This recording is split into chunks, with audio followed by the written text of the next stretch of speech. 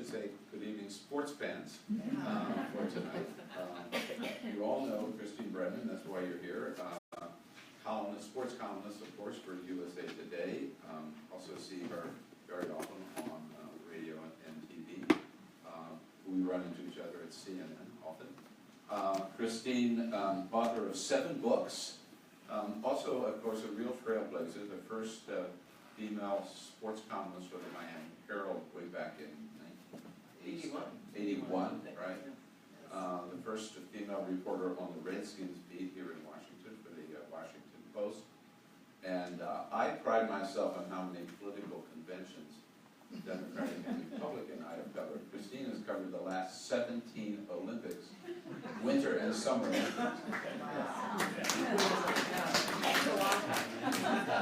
One location, and I have a feeling that the Olympics might be more fun than the political convention. Yeah, well, I don't know. This past year was interesting. That's for sure. That's right. Yes, yes. By the way, while we're on a sports roll, I do want to mention our next guest, May 5, is Scott Simon from NPR. June 5, sorry. Thank you. That's okay. Scott, of course, who is master of all things, but master fan for Cubs, and has just written a love book to the Cubs about their win in the World Series last year. So that should be a lot of fun, and we'll continue on that. So, how the hell did you ever end up being a sports columnist? You know, I remember living in San Francisco. There was Carol will remember, an ad on the radio for a dairy that was located in Berkeley, California, and their sort of slogan was "Cows in Berkeley." You wouldn't expect that. Well, you wouldn't expect that Christine Brennan would be a sports columnist. A woman in sports journalism. Although the good news, Bill, is there are thousands now of women covering sports in the country. And but back in the day, back in the time of Rutherford B. Hayes, when I was starting, and of course this was before the internet, I would read about Leslie Visser in Boston, and Robin Herman, and Lori Mifflin, and Jane Gross in New York. But I went to Northwestern, got my undergrad and my master's from Northwestern, and I'd read Time Magazine or Newsweek, and I would read these features about women in sports journalism. I never met them, obviously, I had no connection with them. So I knew that this was possible. But to answer, the shortest answer possible is, I grew up at a time before Title IX, but I had my own personal Title IX. I had my father. And so I'm tall, I'm almost 6 feet tall, I'm 5'11" and a half, with heels, I'm over 6 feet. So my mom jokes I was born size 6X and kept right on growing. So I'm this very tall, athletic, sports-loving girl in the suburbs of Toledo, Ohio, in the 60s and early 70s, at a time when no one is encouraging their daughter to love or play sports, or very few. Yeah, certainly, I was the only girl on the block, only girl in the neighborhood playing sports. And what are my mom and dad doing? Instead of saying, no, honey, you've got to play with dolls, and you've got to go do this like all the other girls, my dad, buys me a baseball mitt, buys me a mitt, and we're throwing the ball in the backyard, and he's teaching me how to throw the ball properly, and so I never threw like a girl, although this is my plea to say, let's take that term and throw it away, because we are now teaching generations of girls, many of them related to you, I'm assuming, either daughters or granddaughters, or the girl next door, or nieces, or what have you, who have learned to throw the ball properly. And so throw like a girl is now a compliment. But back then it wasn't, but I never flew like a girl. So, loved playing sports, high school 6-sport athlete at Ottawa Hills High School, suburb of Toledo, senior athlete of the year at my high school. Once I got a chance to play, I played everything. And we had season tickets for the Detroit Tigers, the Toledo Mud Hens, Michigan football, University of Toledo football. We would do double headers, Michigan in the afternoon, Toledo at night. And so I couldn't get enough of watching, I couldn't get enough of playing, and I couldn't get enough of reading about it. The Toledo Blade, the Detroit Free Press, when they'd arrive at our doorstep. I would sometimes stand at the door. The Blade was an afternoon paper back then. Stand at the door, because I knew our paper boy until my brother became our paper boy, but I knew the paper boy, I knew the kid was. And I could see that he's coming up to or I could see him across the street on his bike or something. And I'd literally wait at the door, not opening the door, but wait till the paper would thunk at the front of our door. And I could then, he'd be gone, or I might wave to him, open the door, grab the paper, pull out the sports section, and I just devoured every story about something that, of course, was almost 24 hours old at that point, but as, of course, we all know, that was what we had. There was no internet, there was no checking your iPhone for the national score, right? It was, here it is, finally I could read something and look at the box score for the Toledo Mudhens that I kept score off the radio the day before. So I was a total sports nut, immersed in this. My mom and dad totally supportive of their oldest child doing this. How lucky was I, you know, in this, again, I graduated high school in '76. So, I mean, this was really new territory. People were like, oh, I could be an astronaut. You know, yeah, I could walk on the moon. I could say that. Yeah, sure, honey, you could be an astronaut someday. A sports journalist. And so, but then Northwestern, and then started to see that women were writing sports, and I just, that it took off from there. And so I'm so fortunate. It's almost like with that background, you couldn't have done anything else. Right. Right. Although, to your point, Bill, I really thought I'd be a political journalist. So here I am, potentially the biggest. Well, you don't want me reading about sports. No, I would pull a gasket within 20 minutes, as I already am. But as just an American citizen. But no, I really thought I'd cover politics, which is what a statement that is about the time. And I say this in speeches all the time, and talking young women, and I mentor at Northwestern, all around the country, women's sports journalists, etc. And there are so many. I mean, we were at a convention last week in Austin, Texas, our Women's Sports Media Convention. 200 young women in college. And that's just in Austin. That's not around the country. Ooh. I mean, they are coming like gangbusters, just waves and waves. Title IX, creating them. They're athletes. They love sports. They love, in this case, writing. They want to have a career in sports their whole lives. It's incredible. But back then, how wild is it that maybe I am the biggest sports fan, certainly in Toledo as a girl, probably one of the most sports-crazed girls in the nation, and I think I'm going to cover politics. Which I realized was because I never had a female role model to look up to. Phyllis George had been Miss America in 1971. She's great. Her daughter's Pamela Brown, who's on CNN, and we love Pamela. And I talk to her about her mom all the time, so Phyllis is a great role model. But if you had to be Miss America, to get on sport, pictures maybe.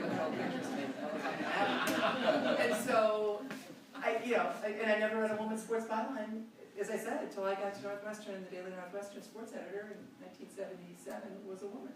And I read her byline. I said, oh, women can do this. So I kind of vowed to be the role model that I never had, which is why I mentor literally every single young woman and everyone ever. And I take it as just as the most important thing I do. You know, I set up scholarships for young women now, and I really, that's a whole another part of my life that I've been really focusing on. But you know, it's interesting you talk about that you might have wanted to become a political journalist, because I was thinking today about the difference between what you do and what I do.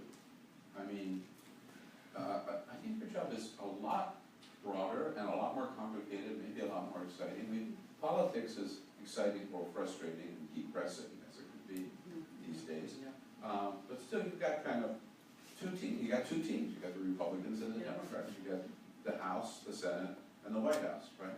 I mean, you've got every freaking sport out there that you write about, whether it's golf or football or baseball or, I don't know, badminton, and all these different players, men's teams and women's teams, all the championships.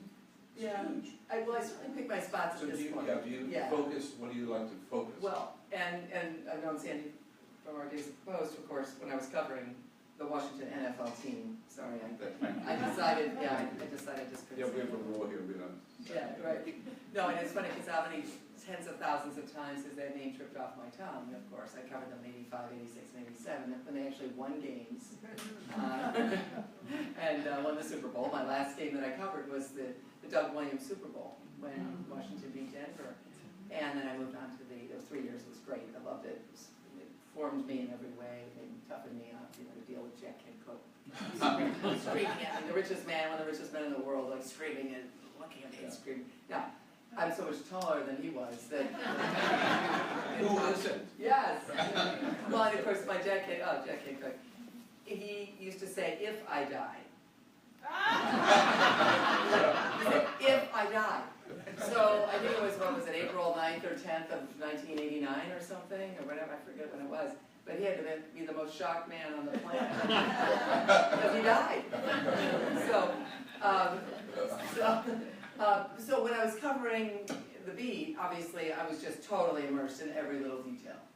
Now I don't think I could name the starters for Washington right now. Oh, all of them? I couldn't go through.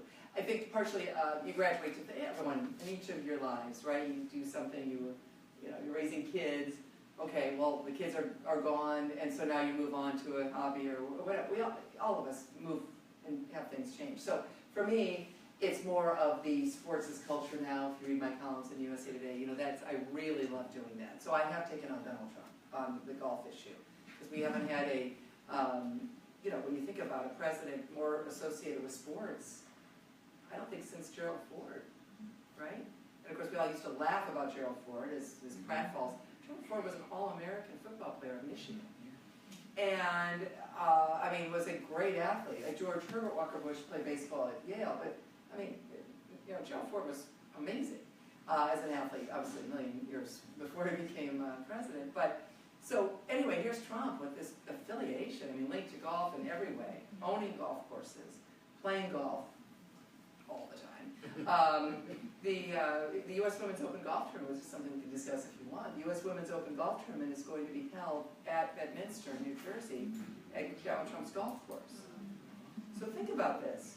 The crown jewel of women's golf, the U.S. Women's Open is the biggest tournament every year in women's golf. And one of the crown jewels, you can make the case, in women's sports, not just golf, women's sports, is going to be held at a golf course owned by a man who has bragged about sexually assaulting women. I wrote that before the election.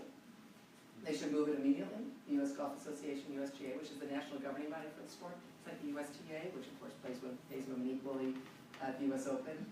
It's like USA Swimming that pays Katie Ledecky the same amount as Michael Phelps if they win. So USGA has a history of not being equal. Tiger Woods does not make the same as Annika Sorensen. Annika doesn't make the same as Tiger, much less. But, okay. So anyway, they are the governing body for the sport. Grow the game. It's not just about the PGA or the LPGA, which is just money making. They have wonderful charitable work. But this is the USGA is the national governing body. It is about creating opportunities. It is about creating messaging. It's about inclusion and diversity. And you've chosen to have Donald Trump's golf course as the host, and then you have the opportunity. Others kind of amazed. I don't think anyone else really wrote a column about this. Maybe I don't know if the Times did. The tournament is in July. And I did tell my editors at USA Today. I said, put me down for it. I want to go there. And so I will ask as many questions and as humanly possible about why in the world they're there. So I wrote about before the election, and I thought, well, when he loses, then of course they'll move it, right? Well, you guys know what happened then. And I still wrote about it afterwards, because I thought, still, I don't care. He's still a man who bragged about sexually assaulting women, and they're hosting this tournament. And my sources, I think they might have been, I don't know if they would have moved it, but I think they were kind of leaning on it to do it, though. And then, when the election happened, then, frankly, I don't think they could, even though I was, and others were screaming they should. So, it's horrible, it's awful. I will say that as long as I live. This man who is, as I said, bragged about sexually assaulting women, obviously went after a Gold Star family for a week, who mocked a disabled person who we used to work with at the Post, Serge Kowaleski. I will say that every day, as long as I live, and I will be at Bedminster, and if I get tossed out onto the curb, well, that might be the best thing that ever happened in my career. But I'll have my laptop and my iPhone with me to continue typing. It's like I was almost hoping that they would cancel my hard pass at the White House, because I thought that would be making up my career. It's like getting banned. Sadly, they renewed my hard pass. It's interesting. A couple of things hit today that I want to ask you about. And one of them is in the material that I got preparing for my show tomorrow morning, is this story from ESPN that Beth Mallins, is that how you pronounce her name? Beth Mallins, yeah. She is going to become the first woman to call an NFL play-by-play in 30 years. So there's still some glass ceilings to be broken here. There are, but how great is that? I mean, the How great fact is that it's been 30 years is kind of appalling, obviously. But that was Gail Sirens back in 1987 in Tampa. She was a sportscaster in Tampa. I never knew her. But she did call an NFL game for one of those So regional. this will be Monday Night Football between the LA Chargers and the Denver Broncos on September 11th. And that is going to be for I think it was 1 week, maybe more. ESPN does 2 Monday Night Football games. So they'll have the early game, whatever, I'm sure it might say what it is, I don't know. And then West Coast game that is shown nationwide. So they do a doubleheader, and she'll be doing that. And she deserves it. She's excellent. I worked with her. I've done, I'm more a talking head, obviously, now in terms of television. But I have done some analysis and color commentary for the WNBA, and I've worked with her, and she's just terrific. She's a wonderful person. So deserving of this honor. She will be more prepared than any other human being, male or female, and I bet you she'll nail it. And she does a lot of Big Ten football. So if you're doing Big Ten football, think about it. You know, you're doing the Iowa-Minnesota game, and you got a lot of fans, hopefully a lot of women, but certainly a lot of men watching that game, and it's a female voice, and she's nailed it. And she's been good, and no one, ESPN has really done a lot for women in broadcasting. You know, you think about it, if you turn on ESPN SportsCenter, I'm not sure how many of you do, you don't give a second thought to see if there's a woman there and she's throwing it to a woman who's reporting from a practice at an NFL or NBA. You give that a second thought these days? That's how far we've come, and I am a glass half full kind of person. And so this is just terrific, and it's going to open the floodgates. That will not be the last. Is it unusual that it would just be for one game? They're announcing she's going to be doing the play-by-play for one game. Well, I think it's a great question, Bill, but I think it's only because they just do this double header for 1 week. I think we'd have to check, and I haven't looked today. But I don't think they carry on much more than that. Now, if they do have this double header, this West Coast game starting after the other game, then I would hope that they would continue to give her that opportunity or do other opportunities, because I think that it's this is, first of all, it's the right thing to do. She's ready, she's good, who cares about gender, it's the right person. Having said that, are you crazy? You are trying to grow your sport. ESPN, of course, the cord cutting is terrible. Obviously, a lot of women in this crowd, you care a little bit about sports, right? You're here. The idea of, you got the guys, right? I mean, pretty much, boys and men and frat houses and guys watching, they're watching. Where's your growth industry? Where can you make inroads? Women. And as we know, there are millions of girls playing sports every year. They are growing up, as I was alluding to earlier, this is a real demographic issue in the future, where it's going to take us in terms of women running for president every time in the 30s and 40s, guaranteed. Because they're 12, 15 years old now. They're 20 years old now. Today's 5-year-old doing soccer, when she's 50, oh my goodness. What's the world going to look like? What's she going to think about the winning and losing at a young age, teamwork, sportsmanship, all the great life lessons of playing sports? So they're all going to want to watch sports. Everyone, we think of the boy sitting with his mom and dad watching, or dad watching sports. What about the girl sitting with her dad or her mom watching sports, right? So if you're an entity like ESPN, you better be thinking of ways. It's journalistically the right thing to do, and that's all I care about. I'm not worried about selling any ads or anything like that.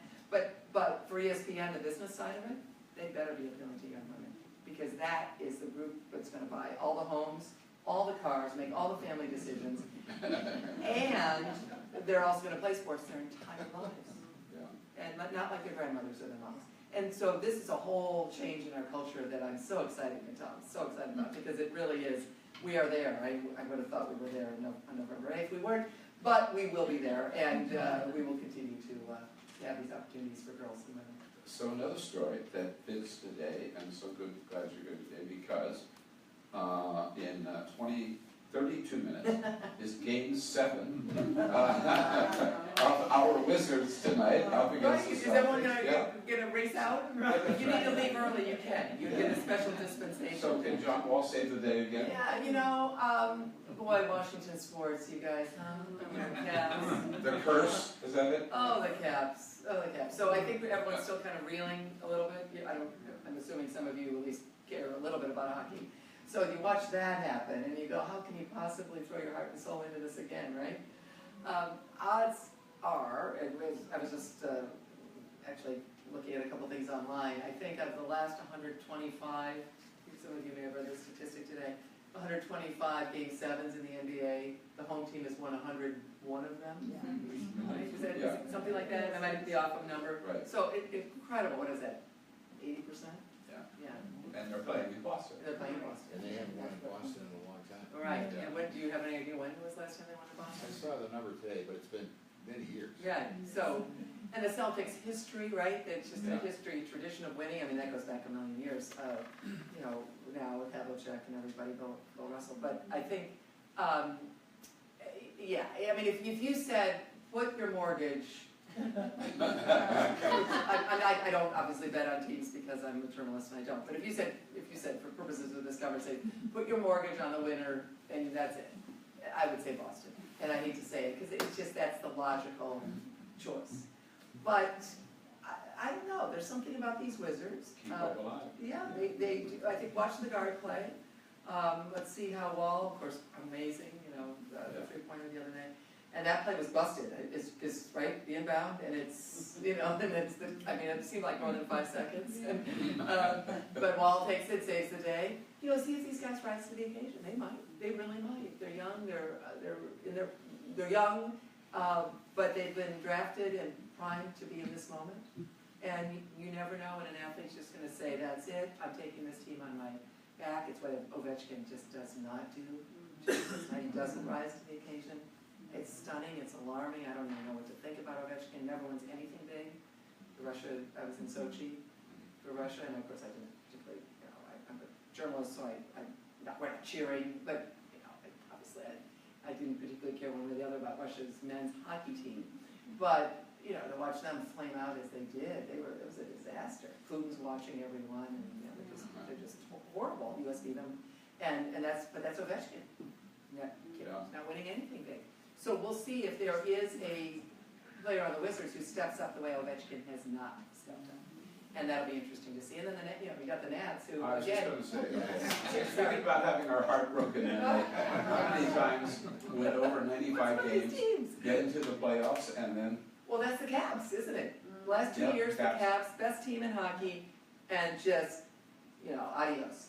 So the question is, can the Nats, because what a fun team to watch. How many of you go to Nats games? Do you anybody? Yeah. I mean, it is fun, isn't it? Yeah. Oh, I enjoy going up to a few year, pure fun, you know, just sit in the stands and enjoy it. That lineup is unbelievable. I mean, Harper, my goodness, and of course. Bullpens at night. And the starting pitching is great, and the bullpen, so every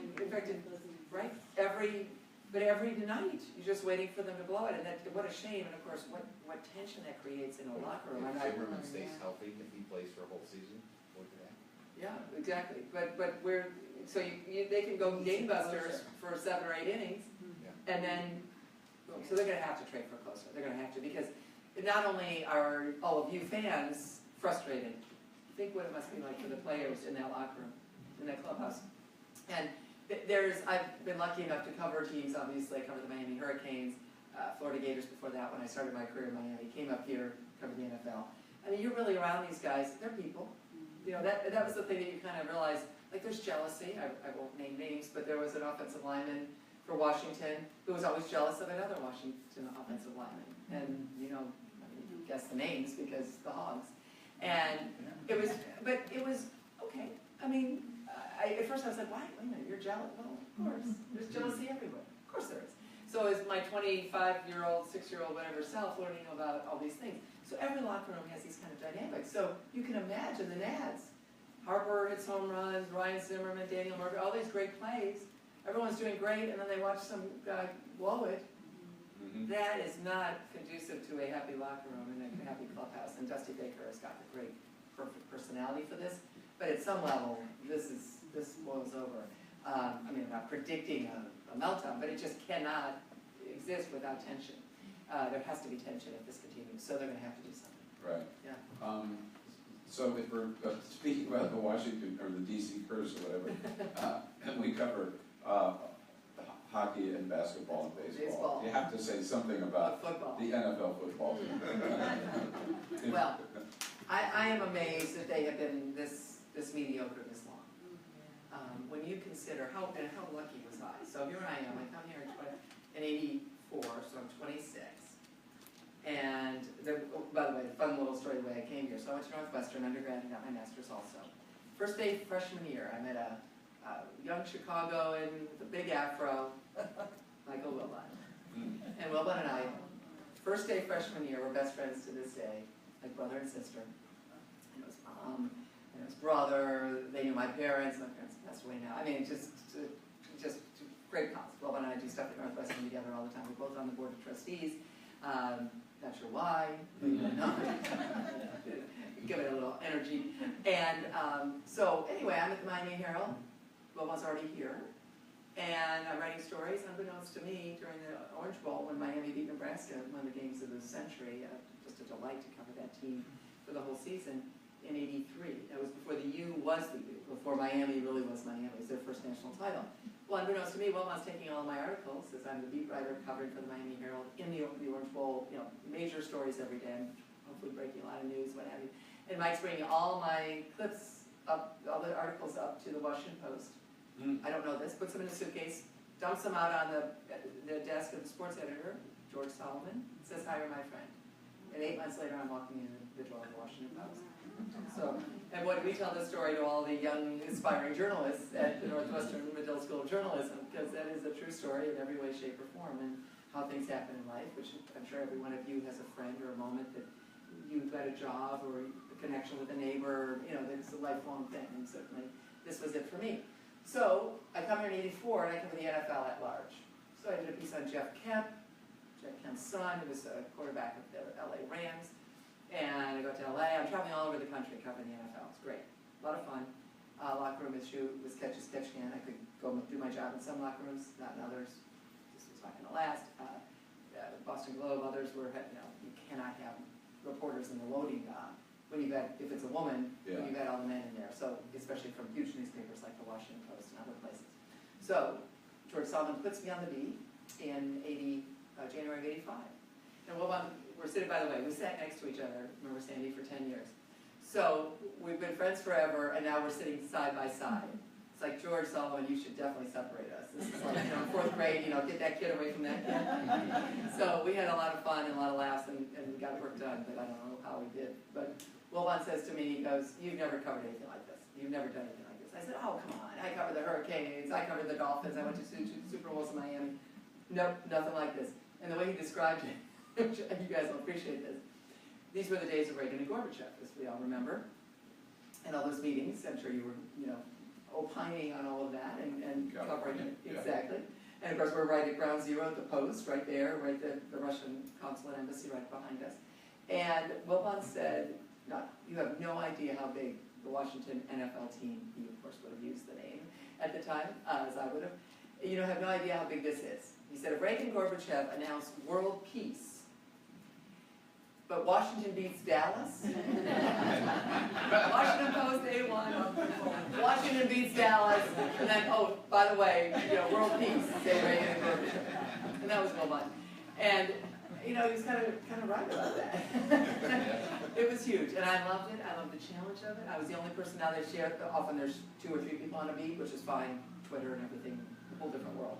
But I loved it. I loved the challenge of the pressure of it. I loved getting credit if I broke news, if I screwed something up or got beat on a story, which that happened every now and then. I want all the credit, all the blame, bring it on. I've always been confident and comfortable that way and just ready for all this. And I loved coming that beat. And so the first year they were 10-6, missed the playoffs, which was unusual because they had already been to 2 Super Bowls back-to-back, winning the Riggins play in Pasadena, which I covered for the Miami Herald because it was the Dolphins in it. And then the next year lost on the Jack Squirick rocket screen, as some of you may remember, Theismann throwing that ill-fated pass in '83 Super Bowl. Then they, now '84, now '85, and they're not back in the Super Bowl, they're not even back in the playoffs. And so now the next year is Jay Schrader, because of course the first year I covered was Joe Theismann breaking his leg. So you had momentous things. Mark Mosley, the great kicker, was being replaced. These were some big, Dave Butts was still around. That's good Dave Butts stories if you want to hear those. And locker room, Dave Butts. And he said, "Are you going to be in here when I'm naked?" I said, well, that's up to you, Dave. And he said, well, I think you should be naked too. So Dave, that's not how it works. And now some of you might say, well, that's like almost sexual harassment. You know what? It was their turf, their locker room. I had to look him in the eye and kind of go, see ya, pal. And then he said, you want to talk to me? You know, he goes, I'm not talking to you in here. He was very respectful, but he just didn't believe women should be in the locker room. And this is after Pete Rozelle has issued the edict. NFL's the last of the 4 big leagues to allow women in the locker room. The others were much sooner because they wanted coverage from anyone. A herd of sheep.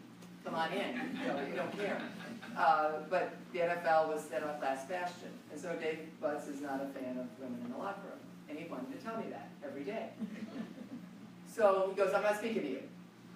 And I looked at him, I said, oh man, Dave, I don't know what I'm going to do. My gosh, you know, a defensive tackle in his mid to late 30s, you know, who am I going to talk to if he won't speak to me? Of course, facetious, right? I had everyone on earth to talk to but Dave Butts, so all the other guys were fine. And so I would tease him that way, and I think that got under his skin. So we had back and forth, you know. But I was on their turf. This was their home. This was not my home. And the Washington Post, I mean, my goodness, how lucky was I? I had Kay Graham, Ben Bradley, George Solomon on my side. Yeah. I mean, they weren't going to mess around with me. No, not because of me, but because of the Post. The Post was a bigger entity. And that's one thing when we've had issues with women who have been harassed. I was the first president of the Association for Women in Sports Media, the group. I was just in Austin, Texas. The scholarship internship program, we've given out over 140. I fund 2 of them in my late parents' names. I started that program. I've always called young women who've had trouble, or I want to be there for them, because I was so lucky. I didn't have it. Miami Herald, Washington Post, are you kidding? Now USA Today. But a lot of women in like Birmingham, Alabama, they had Bear Bryant saying to the sports editor, take her off the beat in the late 70s, and the sports editor took her off the beat. So I've always felt very strongly that, you know, to whom much is given, much is expected. So obviously I care very much and want to fight for others because I had a lot of doors open for me.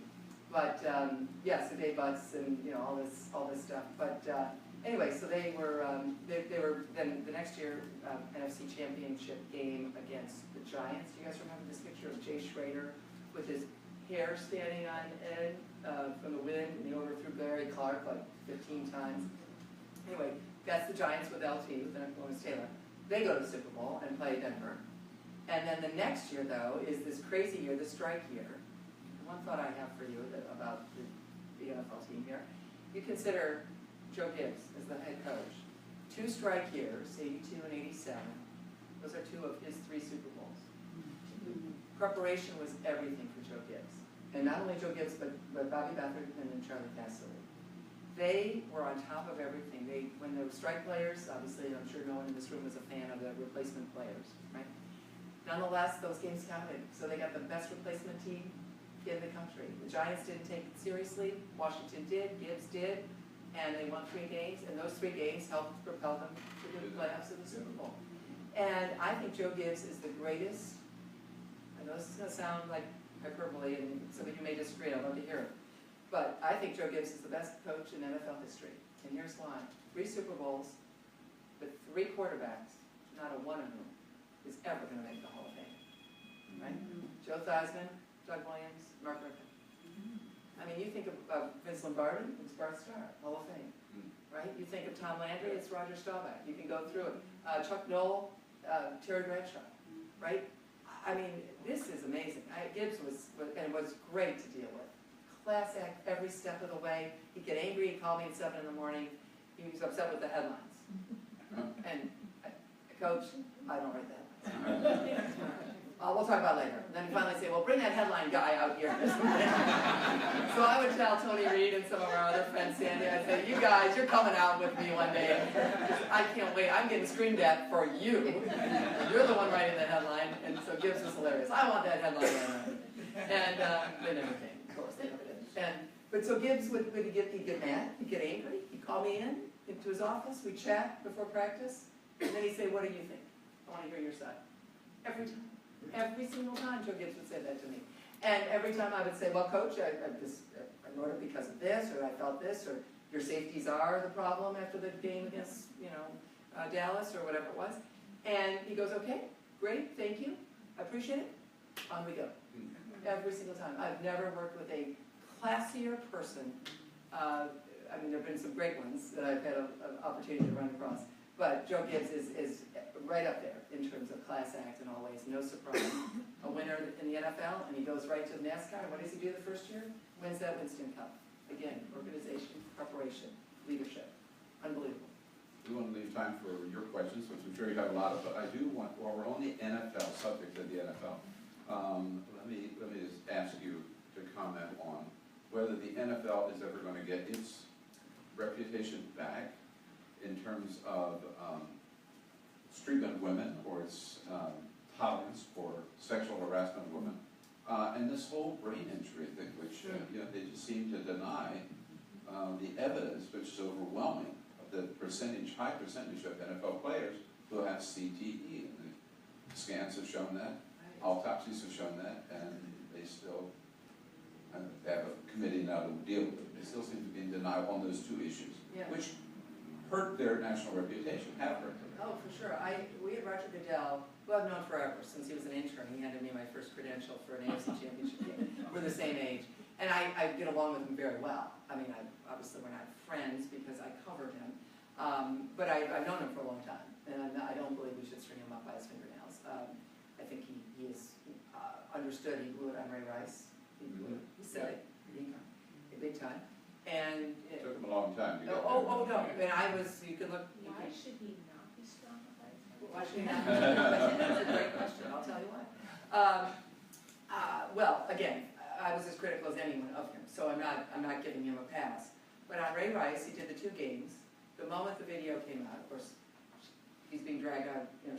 Janae Palmer Rice is being dragged out of the elevator. That was the first video. Then the second one was the punch, which was September. What was that? 2014. And I think that the day that our nation changed its view of domestic violence. And by the way, domestic violence is such a bad name for this, because domestic, the adjective softens the word violence. Wish we could come up with another name, I'll use it. Partner violence, violence is what it really is, just plain old violence. But, so the nation as a whole was clueless. I don't know how many of you, when growing up, I remember we heard a story in our neighborhood, out in the suburb, that Dr. So-and-so would get drunk and meet his wife. In the 70s or something. I mean, I don't remember my mom and dad racing over there. I mean, I think everyone was horrified, but it was a different time. I'm not giving him a pass, but I'm saying of that time period, the whole Major League Baseball, NHL, NBA, no one took it as seriously as they have since, once we saw the video of what it looked like.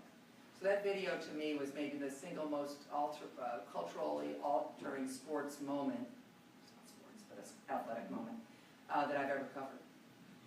Everything changed at that moment. And he was suspended within like an hour of the video. So, of course he should have been suspended, I think, for life before the video. But that did not happen, and so I'm a realist. So, the reason you asked a very good question, why should Roger Goodell not be hung up by his fingernails?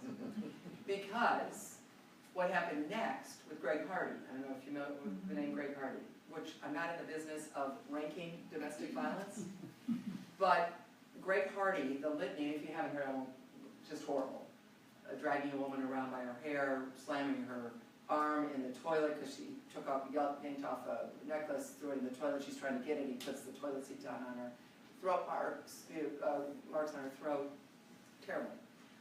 So I would say, again, please, I'm not ranking domestic violence, but this certainly sounds much, much worse. Ray Rice was terrible, but this was a continued act of 4 or 5 things throughout the home, as he's dragging her and hitting her and throwing her on a bed with rifles, and he's got guns in the house and ever. No video. No video. So, Roger Goodell gives him a 10-game suspension, which is above and beyond what he should. Now, I wrote probably 10 columns saying it should have been a lifetime suspension. So I'm on record in 3 million newspapers, so I'm not sugarcoating that. And I threw myself out there and got criticized robustly by people on that, of course, on Twitter and what have you. Fine, bring it on. 10 games. That was Roger Goodell, 10 games. The union, the NFL Players Union, fought it, and they'd seen the pictures, the crime scene pictures of what was in her, and pictures of her, and they got reduced to 4 games. So then everyone goes, oh, that's terrible, Roger Goodell, only 4 games. Well, Roger Goodell I'm not his PR person, far from it, he would laugh his head off at that thought, because I've been so critical, but he wanted 10 games, and it was overruled by the union and an arbitrator. So it is more complicated than just saying, Roger Goodell, we hate you, go jump in the lake. It's way more complicated, and he's certainly done some good things. The league has instituted mandatory education programs, going back to your question, Bill. I was able to break the news a couple weeks ago, Ray Rice. They're using, who has been repenting every step of the way, who is amazing quotes. I'll let you look it up if you want to see it online. But he says, I blew it, every day I live it, I will never, ever deny it. I'm going to have to explain to my 2 kids. We'll sit them down, that Daddy was awful, and they will read it and tell them what they did, because of course the internet will be able to read it. Anyway, and Roger Goodell has now brought him in to do a couple-minute video, and I wrote, who better on earth, to tell young men about the horrors of domestic violence, and perpetrating domestic violence, than Ray Rice. So I think that is a good thing, to have Ray Rice come in. Not going to be playing football, he's not getting a pass, he is just going to be talking about his story and how horrible what he did was, versus having Greg Hardy play for the Dallas Cowboys and be completely underpaid and laughing it all off. So there's a couple positives. I'm sure I'm sure we could have a very good conversation, and I would totally respect your opinion. But I asked Roger Goodell when we had him at Northwestern for a big event. I said, will there be NFL football in 50 years? Will football exist in 50 years? Yeah, and he said yes. I'm not so sure, because to your point, more and more the concussion stories are coming out. The Jim Kick, the Miami Dolphins runner, this is horrifying. Guys who shoot themselves in the heart to commit suicide so their brains can be preserved. I mean, if that isn't as stunning a reaction as exactly my reaction. You're like, oh my God, Dave Duerson and Junior Seau and people like that. These are all-stars. These are huge names that have done this. And there'll be, I'm sad to say, there'll be more. There will be more. And so remember the old days you drive through cities and you'd see swimming pools, recreational pools, public pools with high dives, and medium diving boards? I remember those in Toledo. Well, there's no diving boards anymore. Because, of course, no city could buy the insurance for the diving boards, so there's no diving. So I just wonder if we're going to eventually get to the point with the helmet companies. God forbid this happens, but I'll say it as a real-life possibility that someone is killed. The hit is so hard that a quarterback or someone dies on the field. Darryl Stingley, we all remember many years ago now, paralyzed and then eventually died. But tragedy, of course. But are we going to get to the point where the insurance becomes so monumental that no one will insure them anymore? And that's, I think, where we might start to see the real break. Because right now, people are horrified by Ray Rice. They're horrified by Greg Hardy. Horrified that these guys get drafted, as they had 6 guys with links to domestic violence and guns. Just drafted. Even as they're doing the Ray Rice thing, now they're drafted. But that's individual clubs making choices, not the league. And Roger Goodell could never tell Jerry Jones, don't draft this person. We wish he could. That will not happen. That's not the. They want Roger Goodell to do what he does, and that is a role of a commissioner. But so it may not be that. I mean, people get angry about that, but then they still tune on, right? It's like Monday through Saturday, I'm really worried about domestic violence. Oh man, give me my football on Sunday, right? And I'm really worried about domestic violence. But don't take away my NFL. The Super Bowl ratings through the roof right after the Ray Rice thing. It's a very interesting thing, and it's an interesting dynamic. But the insurance side of it, the injury side of it. So my guess, those of you who know me, I'll be as honest as the day and as long and give you an answer as best I can. 50 years from now, I will guess no football. I'm not quite sure how we're all going to get there. I think people are turning it off, and I think people are not allowing their children to play it. Anybody that has, I have a grandson that plays it, and I'm horrified. And what we're talking about the people who say. Let's make that the first question. Yeah. Oh, no. I want to ask, how old is your grandson? Malone is 10. So 11.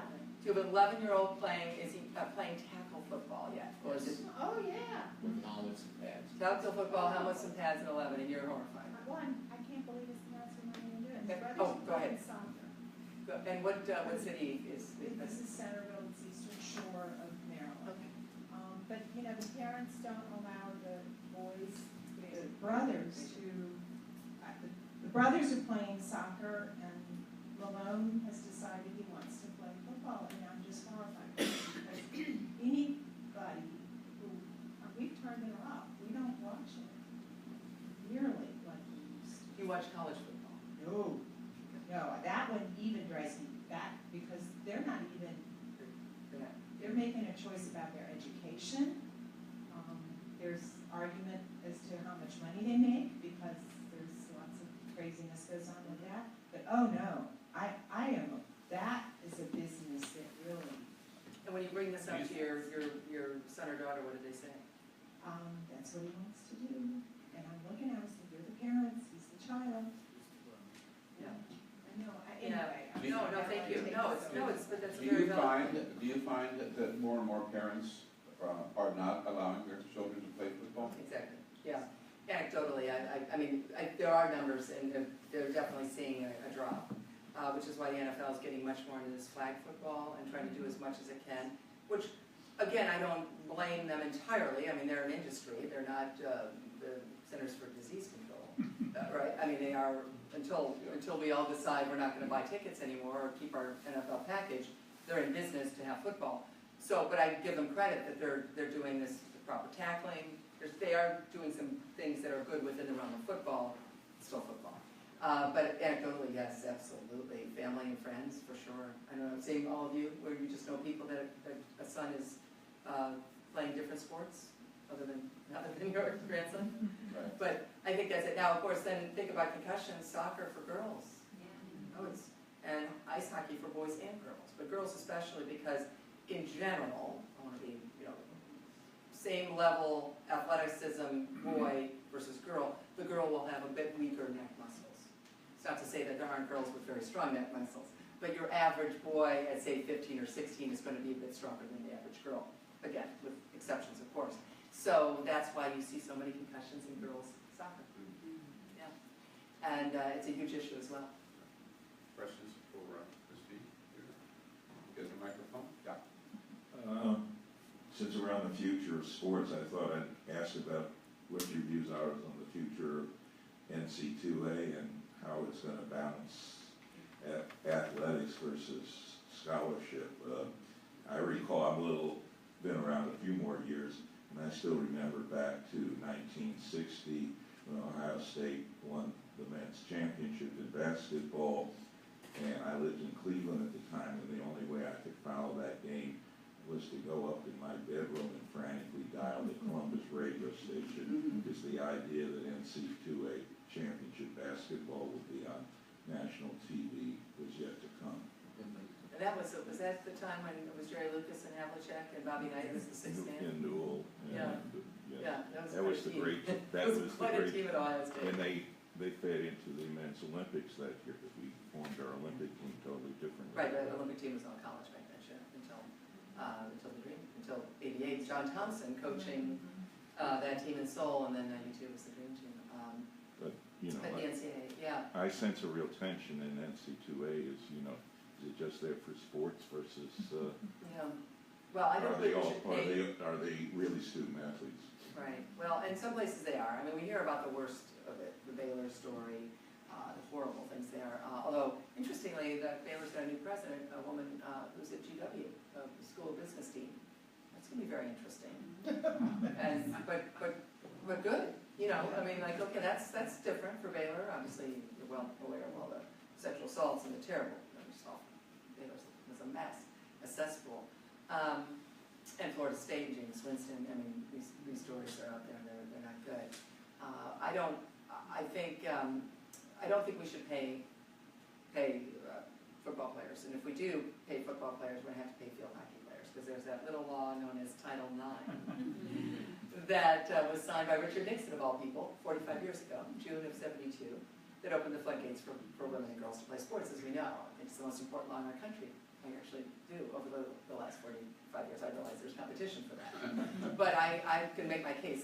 Maybe I will just for kicks in a minute. But if you're going to pay the football players, you're going to pay the field hockey players. You're going to have lawsuits at every university, and you may have 5 or 6 or 10 lawsuits at every university, because name another part of our country where you could pay men to do something, women would do it for free.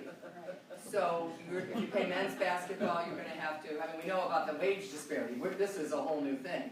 And so when my wonderful friends like Will Vaughn and Jay Hadani and all that, dear friends of mine are talking about, well, we gotta pay, they're talking about football and men's basketball, I say, guys, okay, but you're gonna pay, don't you then have to pay the women's basketball? Well, then it's about who's making money. Well, guess what? No one's making money, because there's basically 25 schools in the country that are moneymakers. And they're the big ones, they're the Ohio States, they're Florida, Texas, Michigan, you know them. But my alma mater, Northwestern, which I'm very proud that they are students and student athletes, and there's many schools that are really doing it the right way. You hear the bad, of course, you always hear, news is often can be the bad stuff, not the good stuff. That's just the nature of the beast. But many of these schools are not, the football team's not paying for the field hockey team. So this idea, well, if they're making all the money, that they deserve to share it. I understand that concept, but most of these places are not. Football is making a ton of money, and who doesn't? I love college football. I love going to games. But it's also being spent by the 75 strength coaches and the Friday night at home games at the hotel, and the new weight room, and the new this, and then all the air travel, and et cetera. And again, that's okay. I'm not railing against that. But the idea that there's all this money floating around, they are paying these coaches. I would do something. This arms race of paying coaches is ridiculous. But that's, that's of course an arms race, and I don't know how you put the genie back in the bottle, although I try to figure out something. But the bottom line is that when the Big Ten commissioner, Jim Delaney, says we will literally go to D3, bless you, we'll go to D3 sports, the Big Ten will, if we have to pay athletes, and everyone goes, oh, come on. I think it's true.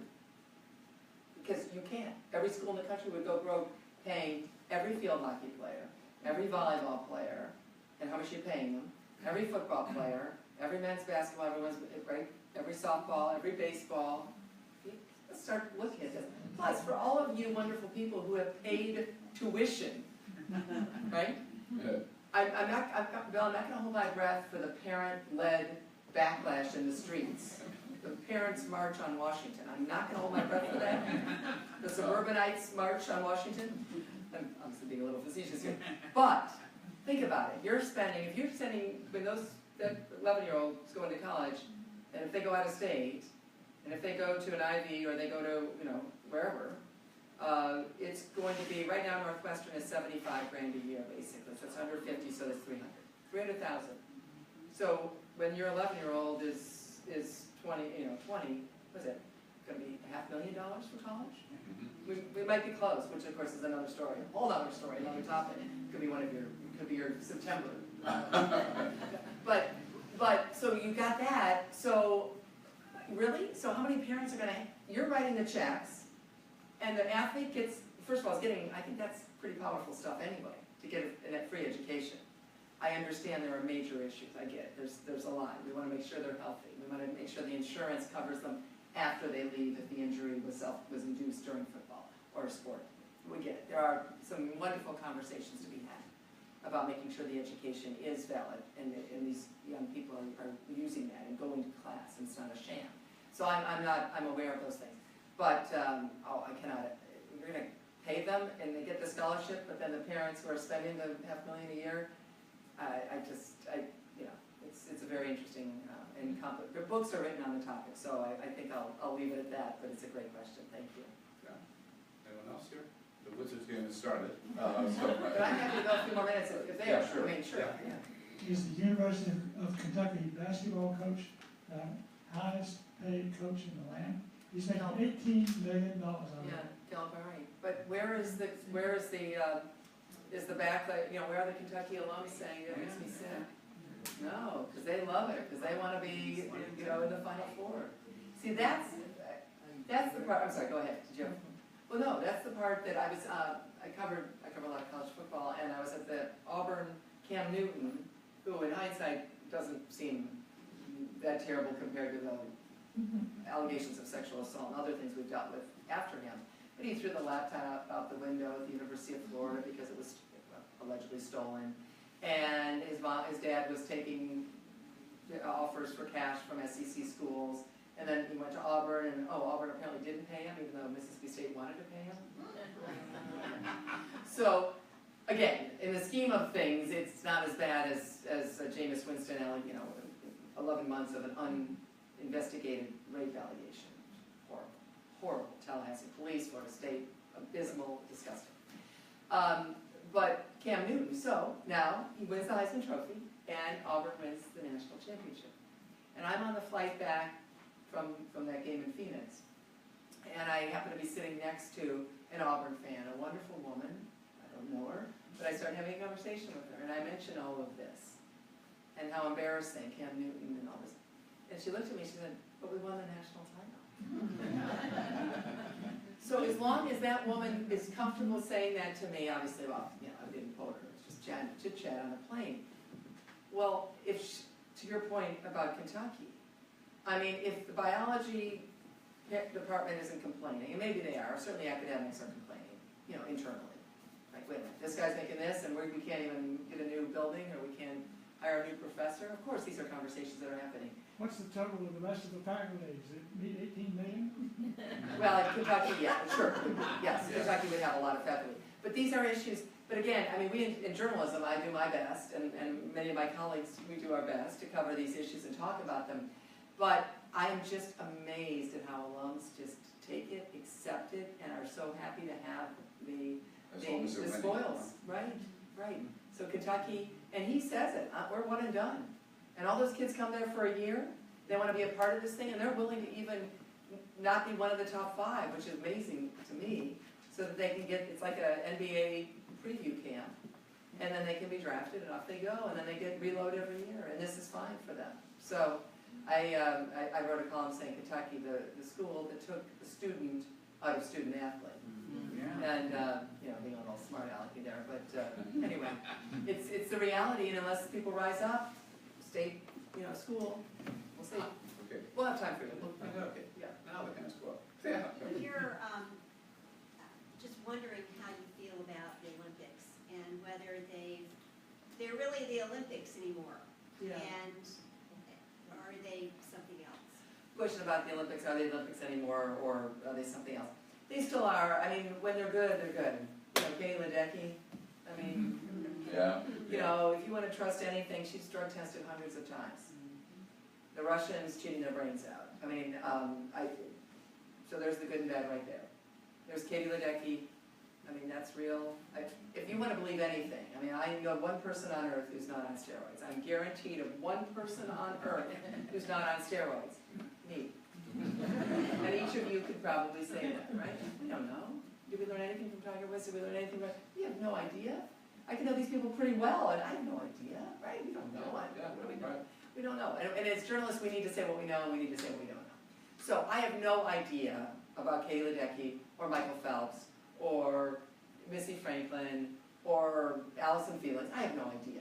But if they're drug tested over and over again, and it's the knock-on-the-door drug testing, which I mean 365 days a year, I'll tell you what these athletes do, then you can trust it.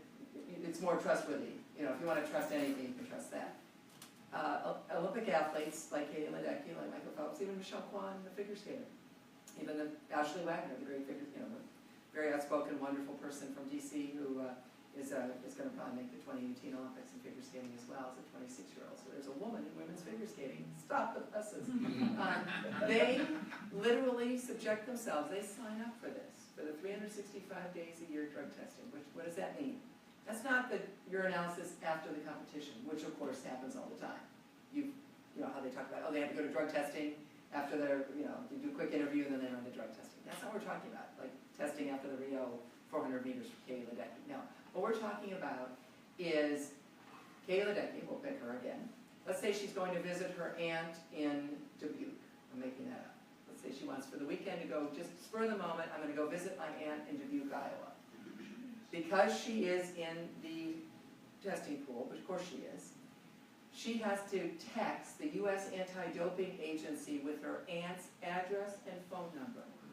Because if they are picking her to knock on the door that Saturday morning in Bethesda or at Stanford, wherever Katie is, where her whereabouts say she is, and she's not there, that could be a positive drug test. That is what Katie Ledecky and Michael Phelps, Michelle Kwan, and all these athletes, Olympians you've cheered for years, that is what they do every day for the privilege of representing the United States at the Olympic Games. Isn't that cool? It's very old school, isn't it? I mentioned Russia. Russia. Hang them out, right, Lisa? I love that. That was a great, yeah. Russia's in the news again, and you've heard the news the last few hours. Trump gives them the direction. He said it, don't tweet that. I don't want to, that's all you do. I got enough people hating it. In the Oval Office. He said it, I did not say it. I make enough trouble for myself, I don't need you making trouble for me, that's great.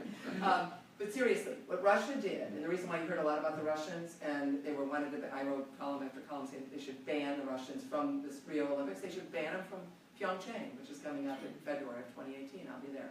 100 miles from the North Korea border, wish me luck. I'm very excited as a journalist to be doing that. We'll see what happens, I'll let you know how it goes. But the, Russia. So, what Russia did, because I think it gets very confusing for people, and this goes right to the heart of can you trust the Olympics, are the Olympics believable? Because if you can't trust a foot race, if you can't trust it, why would you watch? And TV ratings are going down for the Olympics, as much as I personally love everyone. It's just different, to your point, it's a great question. So, what the Russians did would be the equivalent of Barack Obama's White House is, let's say, Health and Human Services Secretary, running for 5 to 7 years a systematic doping program for every Olympic athlete in the United States, being run by Obama's cabinet, so let's say HHS, whatever, in conjunction with the U.S. Anti-Doping Agency, the FBI, the CIA, and the U.S. Olympic Committee. That is what Putin's Russia did, whether Putin himself was in charge of it, doesn't matter. It was government, it was Olympics, and it was their KGB, their CIA. And they did that for 5 to 7 years. And the International Olympic Committee, which is why you have a very good point, Thomas Bach, the relatively new president from Germany, supposedly the new fresh face of the Olympics, caved in under the pressure, and only the track and field athletes got kicked out, basically. 2/3 of that Russian delegation for Rio, 100% should have been kicked out in my world. 2/3, 67%, did go to Rio and did compete. And we have no idea if some were cheaters and some weren't. So I would say, oh, but you can't kick out all the Russians, whatever. Well, then what you're doing is you're favoring the state-sponsored doping that they come from, as opposed to the Norwegian, swimmer, or the whatever, who now we know has gone through the toughest testing, like Katie Ledecky, the knock on the door, or Katie Ledecky herself, or anyone, Western athletes, Australia, whatever, who we are now going to maybe lose that bronze medal to a Russian. And that was that whole Lily King back and forth, in which I love Lily King because she called them out on that. And when people then, now I know what you're thinking, you're saying, wait a minute, but we're the country that gave the world Lance Armstrong and Marion Jones. The his and her greatest cheaters in history. Absolutely, without a doubt. Horrible, sad, true. Difference is, Lance Armstrong and Marion Jones were going against their country. The Russians were part of the system that they set up to cheat and win medals, not only in London, but in Sochi. They're going to catch a lot of them with urinalysis, going back to look for the drugs that they didn't know about then, and they'll take away medals, but then someone gets their medal in like a food court. Here's your medal. Or they get in the mail, as opposed to the wonder and the joy of having that amazing medal ceremony where I still get tears in my eyes 17 Olympics later, watching a medal ceremony and watching an athlete get it around their neck, and they don't get that, it's cheated, even if they do catch them someday. So with all that, I think it's our best thing going. I still love the Olympics. I might be writing a critical column of the International Olympic Committee at the opening ceremonies while I have tears in my eyes because the Olympic ceremony is happening. I know that sounds weird, but that is, I love the concept, and I believe journalistically it's important to point those things out.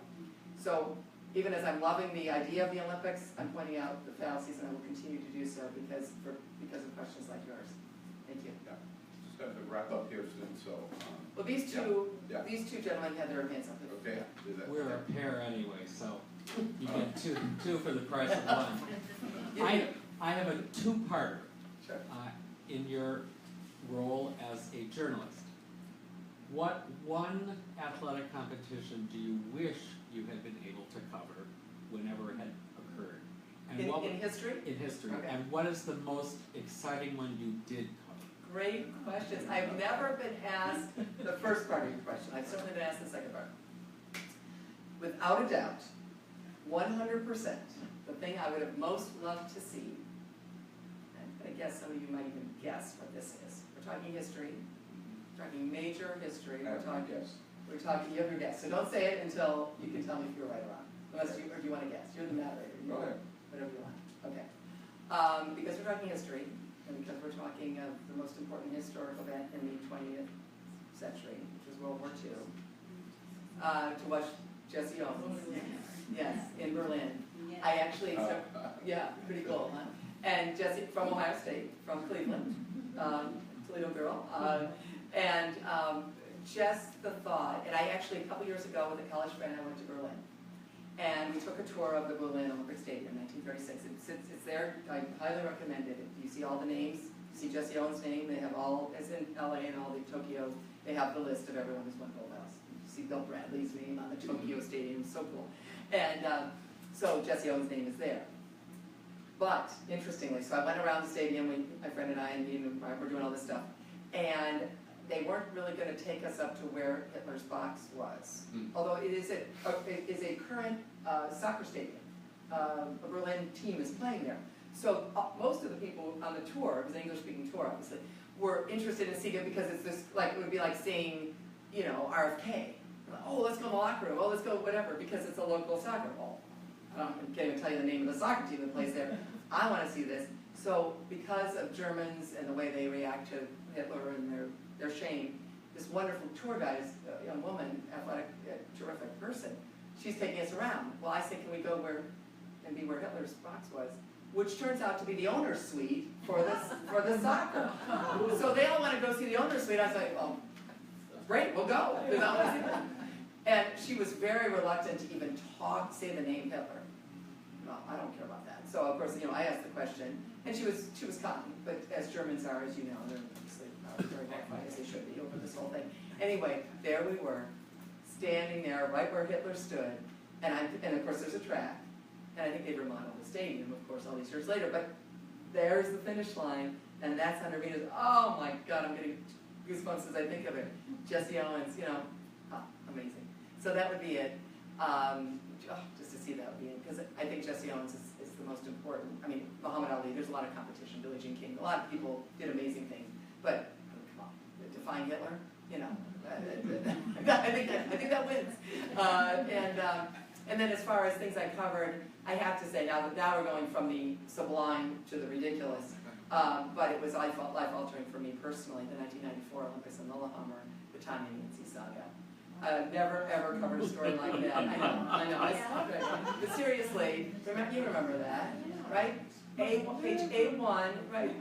That's right. But A1, every day of Washington Post from January 6th, I was in Detroit when the attack occurred on Nancy's knee, and it was a bruised knee that spurred her on to the greatest performance of her life.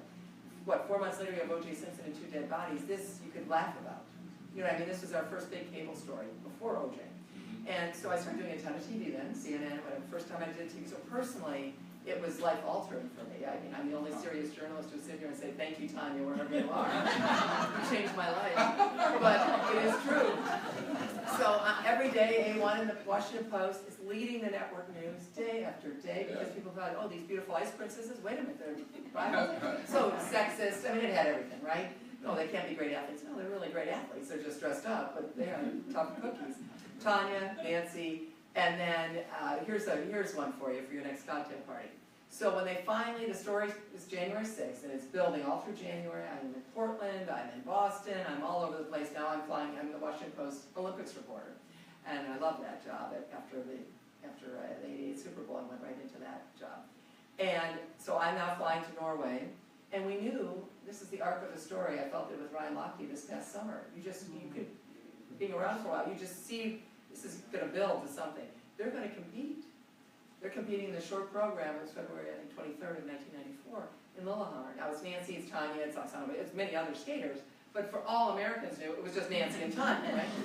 people told me the story, maybe some of you remember this, they pulled over in their cars and listened to radio commentary of the short program, Bill Press. Did you do that? Come on, did you do that? You can admit it. And I mean, like guys, like men's men, you know, like, yeah, I don't, figure skating. And they like, oh, how's Nancy doing? How's Nancy doing? It's like classic, it's hilarious, right? And so it was 8 hours old because it was tape delayed in the United States. Okay, it happens in Norway, so 8 hours later, CBS shows it. To this day, it is the 6th highest rated show in television history. Last Smash, Who Shot JR from Dallas, 1 episode of Roots, 2 Super Bowls involving the 49ers and Joe Montana, Tanya Nancy short program. I'm not kidding you, you can look this up. 48.5 rating. Half the nation watched, and it was 8 hours old. The Super Bowl will get a 40. Now again, there's more TVs now, so the Super Bowl is more watched because there's more TVs than in '94. In terms of ratings, it will never be touched. It will always be the 6th highest rated show, not sports, 6th highest rated television program in American history. Tanya Nancy. Do I rest my case? Yes, you do.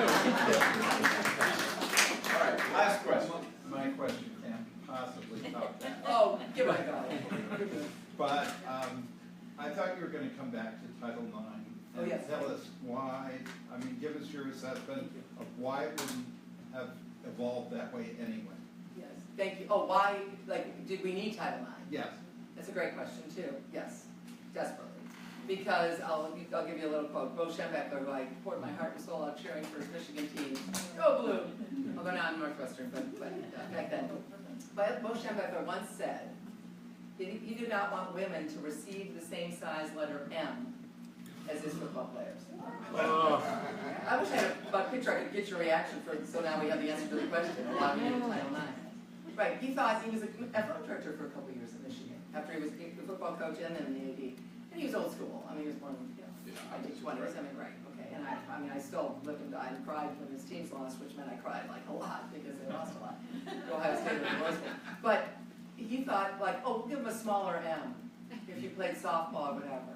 So we didn't need this law. I mean, the problem was, and George Will and I had this conversation, because he's also, I'm not saying you feel this way, but you know, like it was going to happen anyway. No, it was not.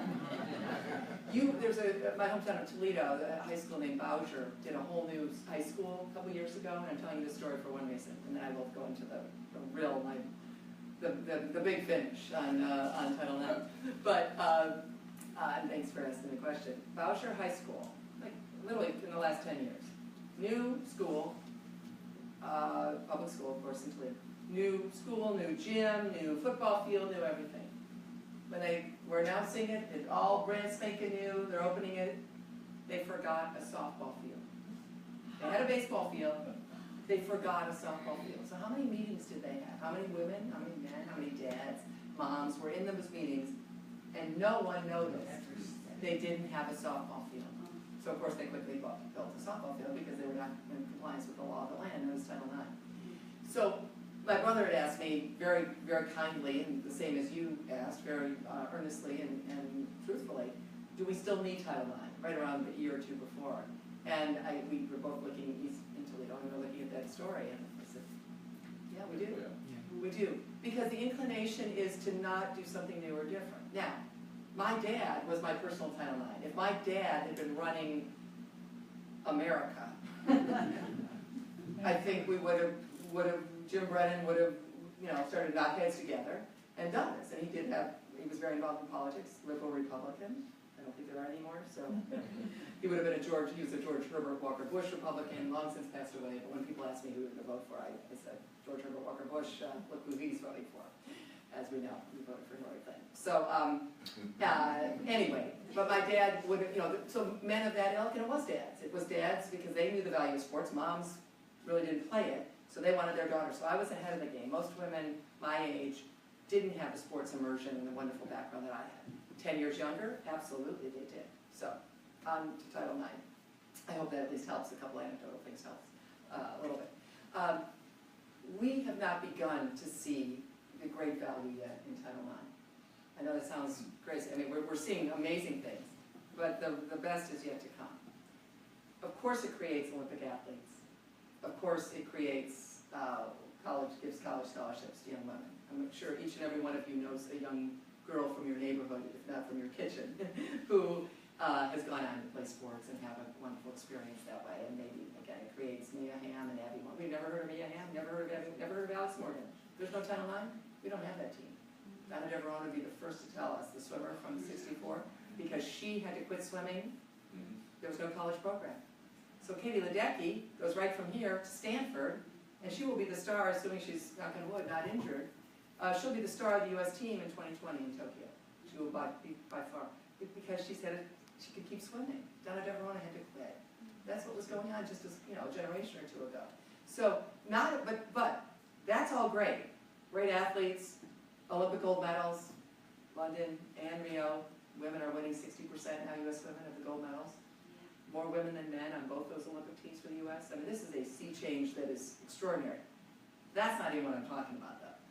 What I am talking about is every young woman who's played sports from age 5, 6, 7. Maybe she quit when she was 10. Maybe she quit and started doing music or theater or student council, whatever. Maybe she quit when she was 12, 14, 16. Maybe she played all through high school. She was on the softball team or whatever. But maybe that's it.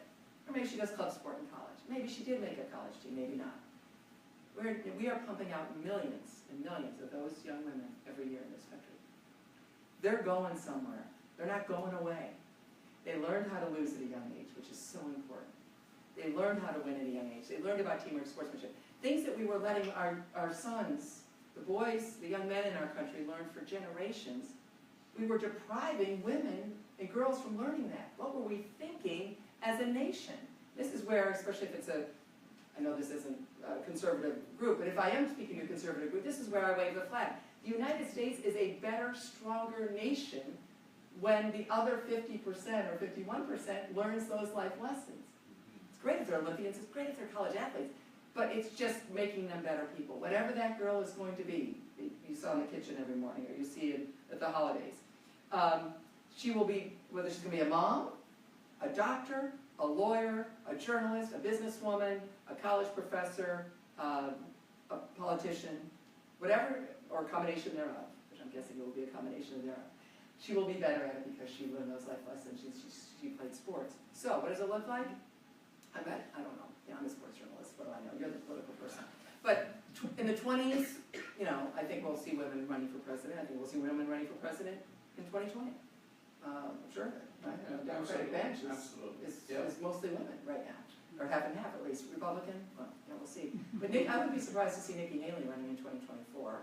And my dad always said, I'll give you a little bit, 30 years ago, he said the first woman president of this country will be a Republican. The same way that it had to be Nixon that opened up China and the Soviet Union. My dad's been dead since 2003. Who knows? But there you go. I'll give you a good dad prediction for you. But anyway, the 30s, the 40s, we will have women running for president as Democrats against women running for president as Republicans. They'll be picking women as their vice presidential candidates. Not every time. But the common denominator, we have women running more colleges and universities, more CEOs, more C-suite. It's happening every year. And the common denominator for every single one of those women will be that they played sports. They learned those life lessons because of Title IX. So, I don't know, I could be gone by the, who knows when, the 40s or the whatever, 50s for sure. But I really, it has to happen. Because they're not stopping. Yes, I mean, of course, almost take a break and have kids. Of course, it's wonderful. I mean, it was great, whatever you want to do. But they're going places. And they have now learned the way that men have learned. And again, there's subtle changes, and we saw the election. I mean, they weren't all running to the polls on November 8th the way we maybe thought they would. But they're also 12 and 13. So when they're 40 or 50, and so I rest my case. That's all I got on Title IX. But I really do think it is, and I am very optimistic and bullish. Today is the greatest day to be a girl and woman in the United States until tomorrow. November 9th was tough. I gotta say, November 9th was tough. But I believe that because the march of history. Because, as I said, these girls and women that you've seen, you've watched this history happen. They're going places, and they're not going away. I know. I speak to all of you. What a great evening. Christine, thank you so much. Well, thank you, Bill.